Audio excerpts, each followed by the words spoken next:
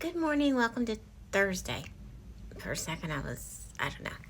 Second coffee. First was hot from McDonald's. I woke up this morning and I was thinking hot coffee would be really good. So after school drop off, I hit McDonald's and I got a hot coffee. That's now gone. It's a couple hours later and I'm now on to coffee number 2. And she's good. If you follow me, you're probably tired of me talking about this book, Owner of a Lonely Heart by Beth Wen. But it's really good. It's a memoir, and I'm almost done.